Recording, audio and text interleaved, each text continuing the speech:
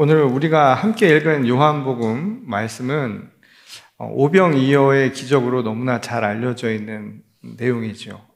네 복음서에 공이 다 들어가 있을 만큼 그 비중이 적지 않은 이야기이고, 또 심지어는 예수를 믿지 않거나 또는 교회를 가지 않은 사람들도 많이 이 이야기를 알고 있을 만큼 잘 알려진 내용입니다.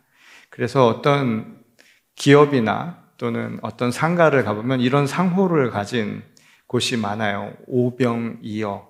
그래서 믿느냐고 물어도 믿지 않는 분들도 이런 이름을 가진 이유가 있죠. 왜냐하면 그만큼 많은 것을 얻고 싶어 하는 그런 사람들의 갈망이 그 안에 담겨져 있습니다. 요만큼 가지고 이만큼 얻었다라고 하는 것이 사람들의 기대치가 있기 때문일 겁니다. 그런데 오늘날 우리가 생각을 해보면 단순히 오병이어를 그런 방식으로만 이해하기에는 좀 어려움이 있을 것이라는 생각이 특히 드는 시대를 살고 있죠.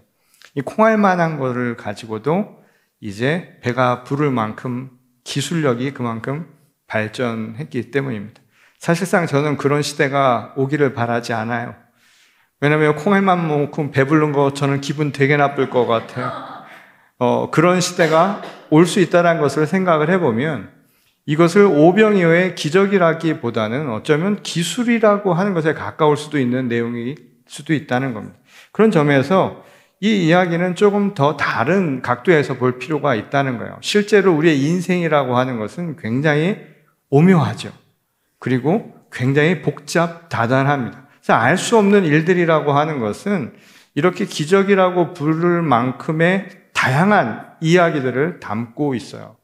그래서 우리말에도 제가 늘 한 것처럼 먹지 않아도 배가 부르다라고 하는 이 표현이 있듯이 인생에서 오병이어를 단순히 기술의 발전과 같이 적은 양으로 많은 사람을 먹였다라고 하는 것에 초점을 맞추기에는 이 이야기가 담고 있는 메시지가 더 크다라는 것을 생각해 볼 수 있습니다. 다만 우리가 여기서 주의 깊게 봐야 할 것은 굳이 먹는다라고 하는 이 먹는 것과 관련된 이야기를 이 테마로 삼고 있다는 부분입니다. 그래서 오늘 이 먹는 행위를 통해서 우리에게 전하고자 하신 예수님의 진짜 메시지는 무언가를 살펴보는 것, 이게 아마 오늘 메시지의 핵심 이야기가 될 것 같습니다.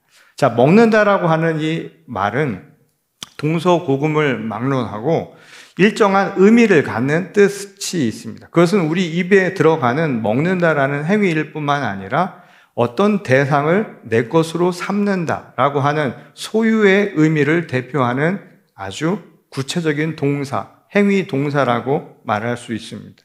예를 들어서 자기 소유가 되는 거예요. 뭔가를 먹는다라고 하는 것은 내 바깥에 있는 대상이 나에게 들어오게 되고 나에게 들어온 것은 누구 것이 아니라 오롯이 자기 것이 되어버리는 것이죠. 그러니까 대상이 주체의 소유가 되는 것, 이것을 나타내는 말로 먹는다라고 하는 동사를 쓴 거예요. 그러니까 실제로 뭘 먹는다만이 아니라 먹는다라는 걸 그래서 다양한 형태로 사용을 하는 이유입니다. 그래서 우리말에도 그런 말이 있죠. 감동도 먹어요. 엄마 나 감동 먹었어. 목사님 오늘 말씀에 감동 먹었어요. 그렇게 표현도 하죠. 그것은 감동이 내게로 들어왔다라고 하는 것을 표현한 말일 겁니다. 또는 우리말의 용례 중에 욕을 먹고 또 나이도 먹어요. 그건 다 자기가 가졌다, 내 것이다 라고 하는 소유의 의미 또는 자기가 소비했다라고 하는 의미를 다 담고 있는 말이라는 겁니다. 그런 점에서 오늘 오병이어의 사건을 다른 말로 표현하면 예수님을 찾아서 사람들이 몰려들었다는 이 배경은 이렇게 바꿀 수 있을 거예요. 뭔가 먹을 게 있어서 왔다라는 겁니다. 이 사람들이 몰려든 것은 뭔가 예수라고 하는, 그래서 이미 소문이 나고 그의 행적을 통해서 거기에 가면 뭔가 얻을 수 있는 게 있을 것이라고 사람들이 기대를 한 것이죠. 그때 그들이 기대한 건 뭐였냐면 뭔가를 내가 얻을 수 있다. 곧 먹는 행위와 똑같은 일이 벌어질 수 있었던 겁니다. 예를 들면 이것은 용하다라는 의사를 사람들이 많이 찾아가는 것과 비슷한 행위라고 볼 수 있겠죠. 용한 의사에게 사람들이 몰리죠. 또 쪽집게 과외 선생님이 있죠. 그러면 어떨까요? 사람들이, 학생들이 구름대처럼 몰려듭니다. 왜 몰려드냐면 먹을 게 있어서, 뭔가 거기서 내가 취할 수 있는 것, 내 것으로 삼을 수 있는 게 있을 것이라는 기대가 그렇게 만든 거예요. 예수님은 이걸 마치 아시기라도 한 것처럼 실제로 뭘 먹일 것인가 이거를 염려했던 것으로 보이죠. 그래서 제자 중 하나인 빌립에게 이 사람들을 먹일 것을 어디에서 구할 수 있겠느냐 이렇게 물으셨던 거예요. 사실 예수님과 관련된 이야기 중에 먹는 행위가 굉장히 많아요. 그러니까 예수님이 이 공생의 기간 동안에 하신 일들을 보면 말씀을 선포하고 아픈 자들을 고치고 나머지는 다 먹는 이야기입니다. 그래서 실제로 예수님을 곱게 보지 않았던 당시 유대의 종교 지도자들은 예수님을 어떻게 불렀냐면 죄인들과 먹고 마시기를 좋아하는, 탐하는 자라고 이야기를 조롱하며 부르기도 했습니다. 근데 예수님이 사람들과 그렇게 그토록 많이 밥상을 함께 나눈 것, 겸상했다고 하죠. 그 이유가 뭘까요? 밥을 같이 먹은 이유는 단순히 밥 때문에 그랬을까요? 자, 요한계시록 3장 20절의 말씀을 잠깐 보겠습니다. 우리 같이 한번 읽어보겠습니다. 볼지어다 내가 문 밖에 서서 두드리노니 누구든지 내 음성을 듣고 문을 열면 내가 그에게로 들어가 그와 더불어 먹고 그는 나와 더불어 먹으리라. 자, 지금 예수님이 하신 이 말씀을 잘 생각을 해보면 어떤 사람이 예수님과 더불어 먹고 마시는가, 곧 겸상하는 것, 밥을 같이 먹는가 하는 것을 예수님은 이렇게 표현했어요. 문 밖에서 두드릴 때 그 음성을 듣고 문을 여는 자라고 이야기를 했습니다. 그러니까 밥상에 둘러앉는 행위를 예수님은 무엇과 동일시 여기셨는가 하면 예수님의 음성을 듣고 예수님의 말씀을 듣고 그 말씀에 마음이 열려서 예수님을 그의 마음 가운데 초대하는 것이라고 표현한 거예요. 그러니까 예수님에게 있어서 지금 이 이야기에 밥상을 함께 나눈다라고 하는 것은 밥이 목적이 아니라는 것을 알 수 있죠. 더 중요한 건 뭐냐면 그의 마음이 열린다라는 겁니다. 자, 마음이 열린다라고 하는 것은 누군가를 초대하기 위한 것이죠. 마음이 열려서 누군가를 내 마음 가운데 초대하는 행위입니다. 자, 그러면 뭐가 달라질까요? 자, 사랑이라고 하는 것을 생각해 보세요. 누군가를 내가 사랑할 때 마음이 어떻게 돼요? 열려요. 그러면 열리면 어떻게 돼요?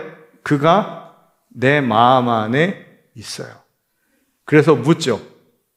너 안에 나 있다. 굉장히 이 취지한 이야기를 할 수 있는 것은 누군가가 내 안에 들어오는 거예요. 그럼 누군가가 내 안에 들어오면 이전과는 달라진 거예요. Before and after가 달라집니다. 어떻게 달라지냐면 이전에는 나 혼자 생각하고 나 혼자 했던 것을 이제는 어떻게 돼요? 함께 고려하게 되죠. 이게 바로 누군가에게 마음을 여는 행위예요. 그런데 여기서 머무는 것이 아니죠. 예수님을 초대한 것은 단순히 예수님과 사귐, 그래서 반려자, 동행하는 것으로만 멈추는 것이 아니라 고백이 이제 나타나죠. 뭐냐면 당신은 그리스도다. 그 말은 뭐냐면 이제 당신이 내 삶의 주인이라고 고백하는 거예요. 물론 남녀 관계에서도 주종 관계가 뚜렷한 경우가 많아요. 남자분들이 볼 때 어느 순간에 결혼 생활 하다 보니까 주종 관계가 생기죠.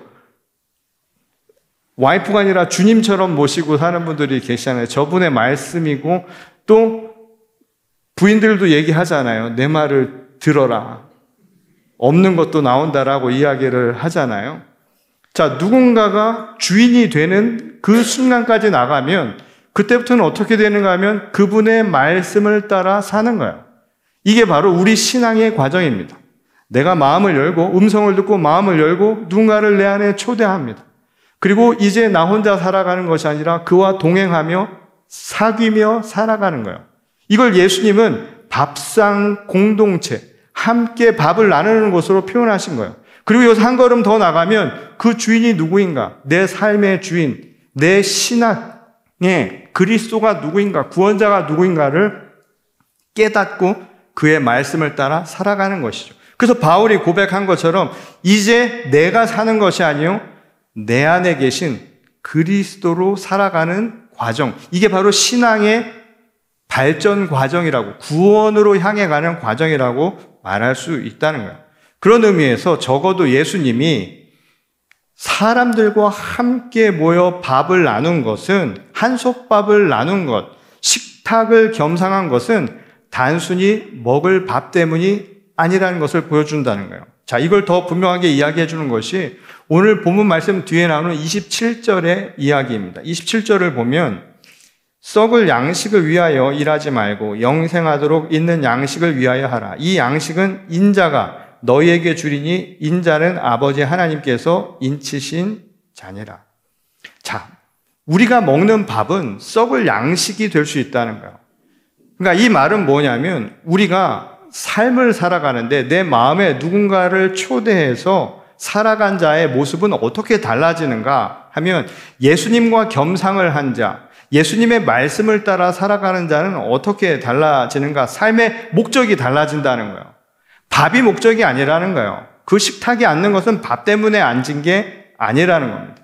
이것 때문이 아니라 바로 우리가 초대한 그 그리스도를 통해서 곧 하나님이 인치셔서 보내신 그분에 의해서 살아갈 목적과 방향을 얻게 된다는 거예요. 예수님이 주신 그 무언가를 통해서 우리가 살아가는 이유를 회복한다는 거예요. 그래서 예수님이 무엇을 먹을까 마실까를 염려하지 말라고 하신 까닭이 바로 여기 있는 겁니다. 밥이 그거는 썩어 없어질 거라는 거예요. 그게 목적이 되는 게 아니라는 거예요. 밥은 내 안에 들어오면 소유받게 되지 않는다는 거예요. 소유하는 것이 우리 삶의 목적이 아니라는 겁니다. 그래서 예수님이 한 가지 더 우리에게 가르쳐 주셨죠. 마지막 날에 제자들에게 무엇을 얘기했는가 하면 이제 너희들이 먹을 떡은 내 몸이라고 이야기한 거예요. 곧 우리가 먹는 밥, 우리를 살리는 것은 먹는 떡이 아니라 몸 되신 예수 그리스도를 내 안에 안고 살아가는 거예요. 그게 바로 우리 삶의 완전한 변화를 이야기해 주는 겁니다. 그게 바로 우리를 영원하게 살게 해주시는 구원의 양식이라는 거예요.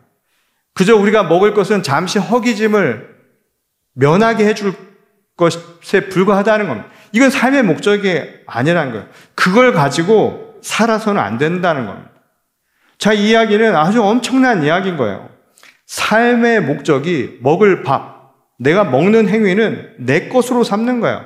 내가 주인이 되는 것이고 내가 모든 것을 원하는 대로 취하며 살아가는 것이 삶의 목적이 아니라는 거예요.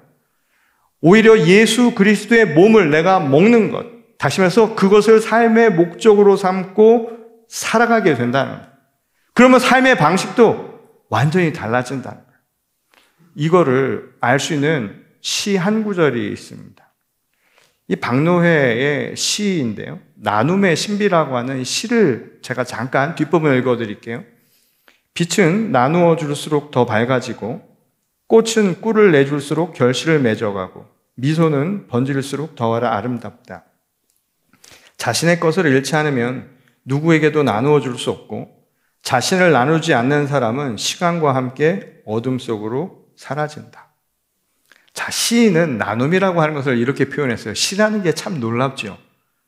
이 빛이라고 하는 것을 나누면 이게 소멸되거나 작아지는 게 아니라 오히려 더 밝아진다는 거예요.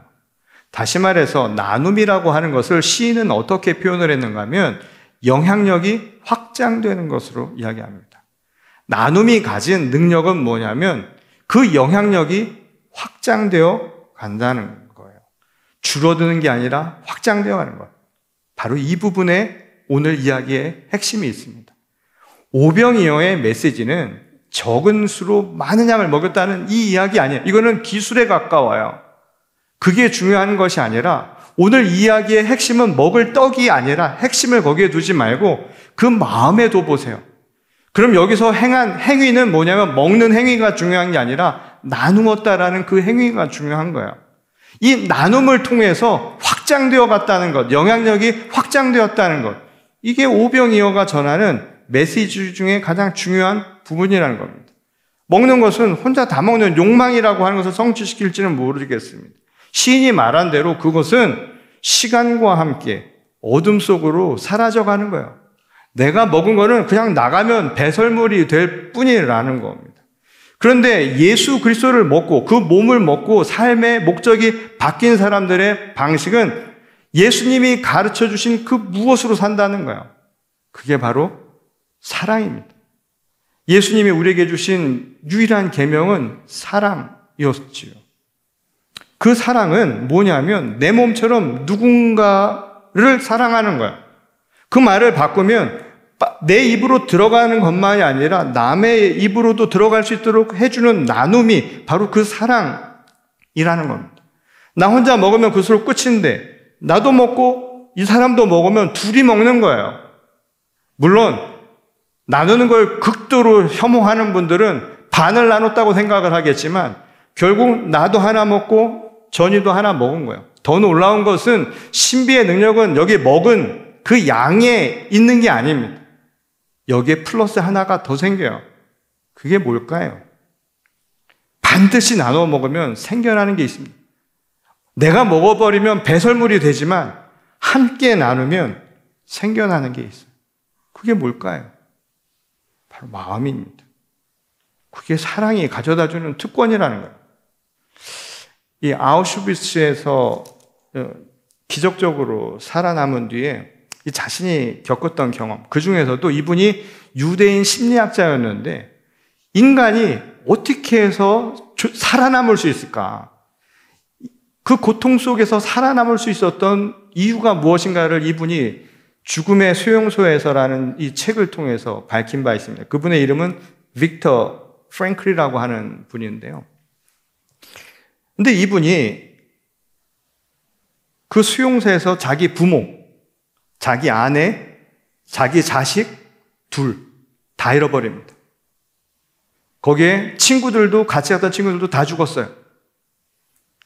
이분이 거기 들어가서 가진 게 뭐냐면 제가 성서의 이야기를 들자면 믿음 좋은 사람들, 아브라함, 예수님의 제자들의 공통적이 있죠. 뭐였습니까? 자기 고향, 자기가 사랑하는 사람들, 자기가 소유했던 것들을 다 버리고 갔어요. 이거는 자기가 스스로 한 행위예요. 이분은 그게 아니라 남의 폭력에 의해서 자기가 사랑하는 사람, 자기가 살았던 터전, 자기가 소유했던 모든 것을 한순간 다 잃어버립니다. 이때 이분이 어떤 상황이 들었을까요? 인간이 겪을 수 있는 극심한 고통, 두려움, 한번 상상이나 되실 수 있을까요? 부모나 아내를, 자식을 한꺼번에 다 잃어버렸다는 것, 자기 눈앞에서 그 고통 속에서 개되지만도 못한 삶의 조건 속에서 이 사람이 살아있었던 이유가 뭔가 스스로를 연구한 거예요. 이분이 살아있었던 이유는 단 하나라는 거예요. 이 고통 속에서도 나는 한 인간으로서의 품위를 잃지 말아야 되겠다. 무슨 말이냐면 나는 한 인간으로서 존엄하다라고 하는 자기 확신을 이분은 놓지 않았다는 거예요. 이 하루는 이 수용소 전체가 정전이 돼가지고 이 사람들이 굶주림에 배고픈 데다 겨울에 정전까지 됐으니 얼마나 추웠겠어요. 그런 고통 속에서 사람들이 떨면서 잠을 청하려고 누워있는데 이분이 일어나서 그들에게 이런 이야기를 했다고 하지요. 정말로 중요한 것은 우리가 삶에 무엇을 기대하느냐가 아니라 삶이 우리에게 무엇을 기대하느냐라고 이야기를 한 겁니다. 자, 여기서 삶에 우리가 무엇을 기대하느냐라고 하는 것은 내가 나를 위해서 세상에 요구하는 거예요. 우리가 항상 그렇잖아요. 세상이 나를 도와주지 않는다고? 왜 나는 이렇게 태어나고 왜 나한테는 주어진 조건들이 없을까라고 하는 게 바로 이 질문이에요. 중요한 것은 그게 아니라는 거예요. 삶이 우리에게 기대하는 바, 그건 뭐냐면 우리의 존재 이유라는 거예요. 나를 인간되게 하는 것, 궁극적인 삶의 이유라고 하는 것이 우리에게는 더 중요한 문제라는 겁니다. 그러니 그러한 비정한 환경 속에서 극단적인 상황 속에서도 이분은 삶이 그때에 기대하는 것, 인간으로서 내가 끝까지 놓지 말아야 할 것을 놓지 않는 것이 그 고통 속에서 살아남은 자의 공통점이라는 거예요. 유대인들이 그 어려움 속에서 살아남을 수 있었던 것은 인간으로서 내가 살아야 하는 그 존재의 이유를 확신했던 사람들은 어떻게든 버티며 살아냈다는 겁니다. 그리고 그는 이야기합니다. 그렇게 가능했었던 궁극적인 이유가 무엇이었을까요? 삶의 끝자락에 있던 자들에게 위태로운 삶의 현실 속에서 그를 살게 만들었던 그 단 한 가지 힘은 그를 사랑이라고 이야기합니다.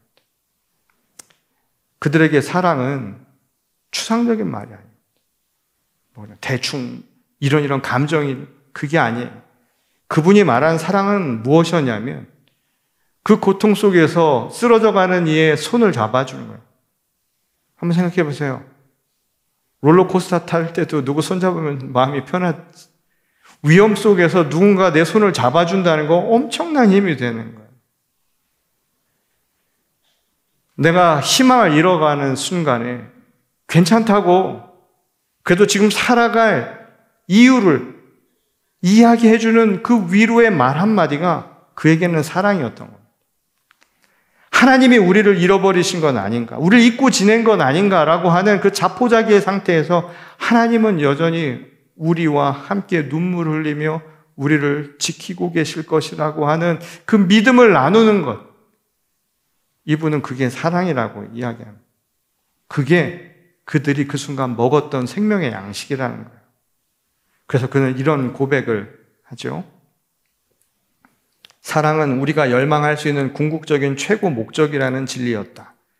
그때 나는 인간의 시와 신념이 전하는 가장 위대한 신비를 깨달았다. 인간은 사랑을 통해 사랑 속에서 구원받는다. 우리를 살게 하는 것은 입으로 들어가는 빵이 아니라는 거예요.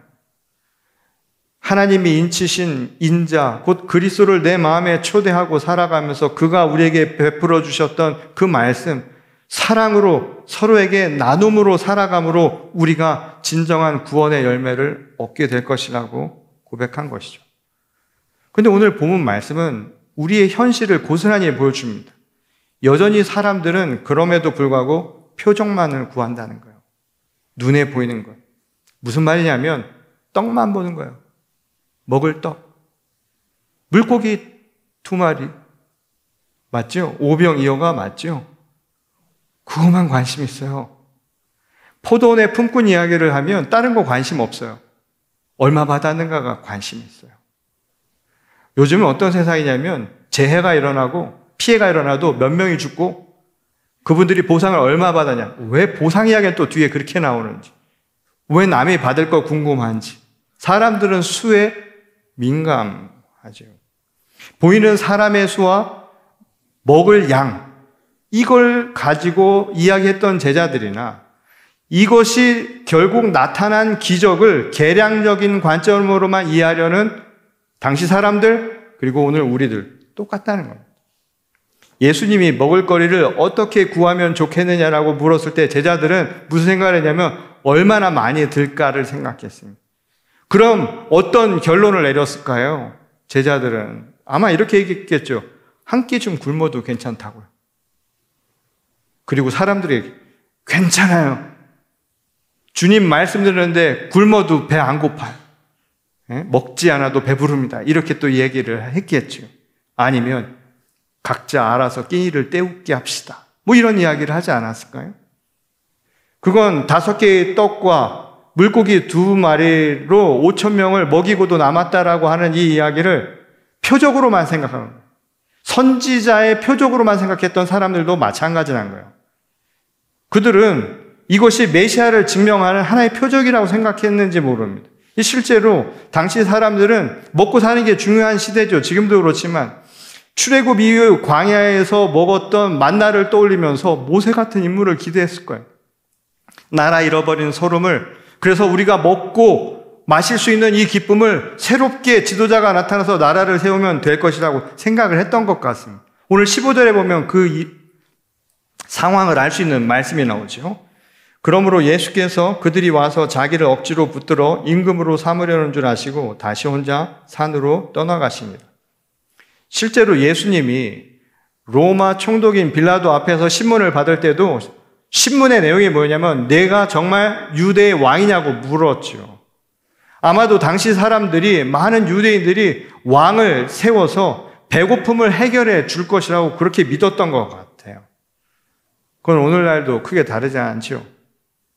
많은 사람들이 대통령을 뽑거나 한 국가의 지도자를 뽑을 때 무슨 생각을 하냐면 우리 민생을 해결해 줄 거라고 생각을 합니다. 그렇게 할 것 같은 사람이 왕이 되거나 지도자가 되어서 우리 삶을 행복하게 해줄 거라고 생각해요. 제가 지금 자신 있게 할 수 있는 이야기입니다. 역사적인 근거 안에서, 통계 안에서 말씀할 수 있는 거예요. 그런 경우는 인류의 역사에 한 번도 없었어요. 불가능한 일이라는 거예요. 왜 불가능했을까요? 모두가 먹을 것만 생각했기 때문입니다. 지도자는 아무나 지도자 될 것 같으세요? 지도자도 우리가 그렇게 생각하니까 그런 거지요. 지도자 되려고 하는 욕망이 없는 사람은 절대 지도자 될 수 없습니다. 초야에 묻혀 살겠죠.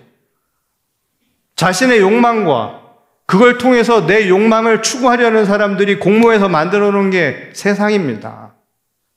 그러니 욕망 덩어리들이 만든 세상이, 어떻게 먹을 것만 추구하는 세상이 완벽한 우리의 문제를 해결할 수 있겠느냐는 거예요. 프랭클의 말처럼 삶이 우리에게 기대하는 걸 먼저 생각하지 않는 세상에서 어떻게 인간다운 세상을 우리가 실현할 수 있겠느냐는 거예요. 어떻게 사람다운 것, 얼마나 하나님께서 사랑하는 소중한 존재라는 것이 목적이 아닌데, 먹을 게 목적인데 어떻게 인간다운 세상을 만들 수 있겠느냐라는 것이죠.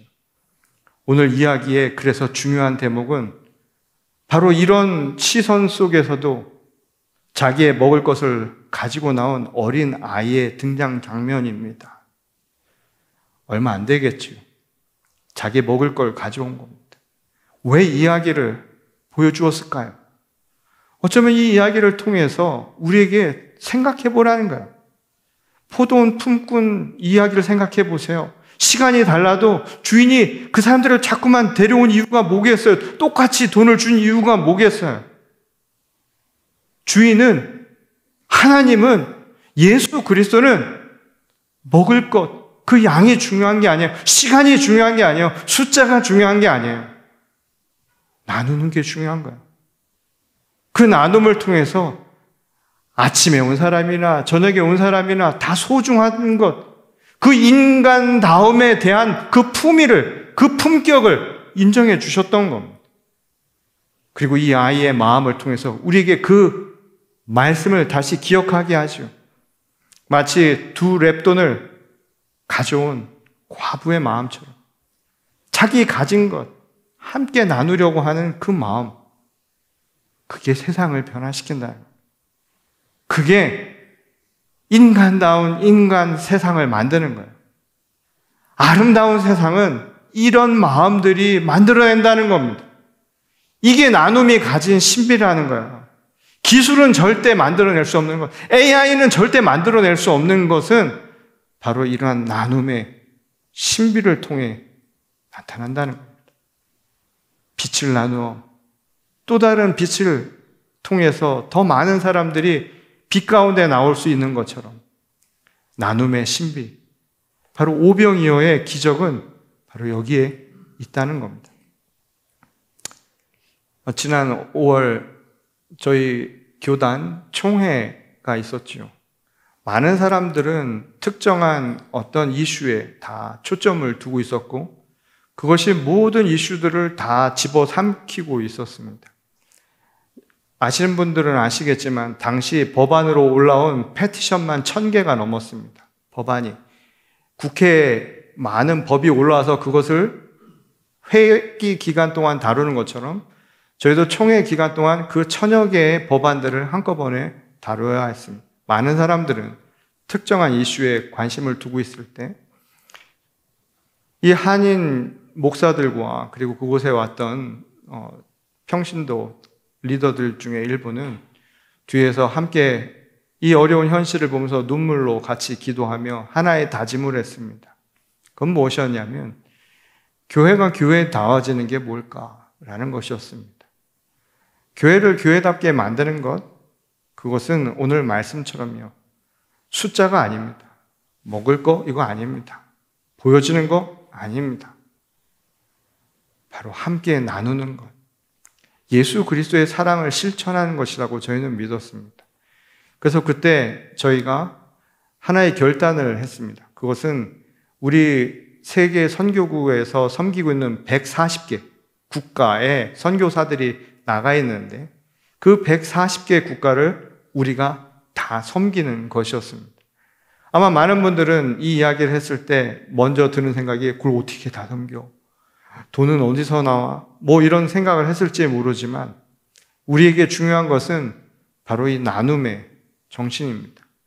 예수 그리스도의 사랑이고 교회가 회복해야 할 모습이라는 생각이 들었습니다.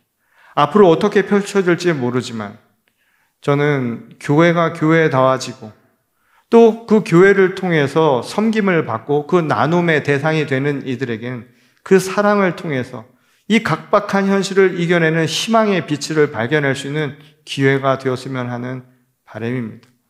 오병이의 기적은 바로 여기서 시작하는 것입니다. 저는 우리 교회가 또 여러분 각자가 이 일을 위해 함께 헌신하고 또 함께 마음을 모았으면 좋겠다라는 바람입니다. 내년이 저희 교회 50주년 희년입니다. 저희도 희년을 선포할 텐데 그 희년에 걸맞게 우리 교회가 합심해서 하나님의 나라를 이 땅 가운데 확장시키기 위한 그 출발점으로 우리의 마음을 나누고 또한 그 섬김의 정신을 통해서 이 땅 가운데 고통받는 이들에게 작은 희망을 전하는, 그래서 세상 살아갈 만하는 아름다운 세상을 함께 선사하는 저희 모두가 될 수 있기를 주의 이름으로 간절히 축원합니다. 우리 다 같이 기도하겠습니다. 우리를 지극히 사랑하신 아버지 하나님, 오늘 우리에게 주신 말씀을 다시 한번 되새기기를 원합니다. 오병이어의 기술이 아니라 진정한 기적은 바로 나눔의 신비를 통해서 나타난다는 것을 저희들이 잊지 말게 하시고 서로 함께 나누며 하나님의 나라를 가꾸어 갈 수 있도록 도와주시옵소서. 힘들어하는 이에게 말 한마디 또는 쓰러져가는 이들에게 그의 거친 손을 붙들어주고 등을 도닥이며 일어날 힘을 주는 것, 또 그에게 필요한 것들을 제공해 주는 것, 아무 조건 없이 아낌없이 나누는 그 사랑이야말로 이 세상을 변화시키는 진정한 힘임을 저희들 잊지 말게 하시고 교회가 교회다지고 또한 그래서 교회를 통하여서 사람들이 사람다운 인격체로서 존중받는 그런 세상을 함께 만들어가게 하여 주옵소서. 오늘 주신 하나님의 뜻을 우리 마음에 다시 한번 새기며 돌아갑니다. 주께서 우리를 기억하게 하시기를 원하옵고 주 예수 그리스도의 이름으로 감사하며 기도드렸습니다. 아멘.